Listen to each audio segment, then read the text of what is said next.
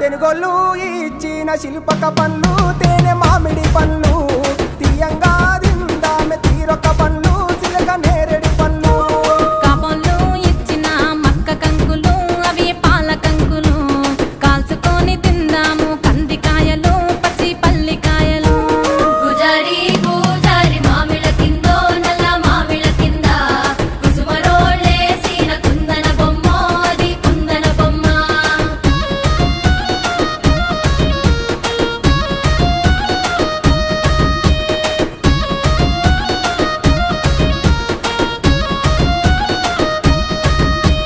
బెస్తోలు పెట్టిన పచ్చి చేపలు అవి వట్టి చేపలు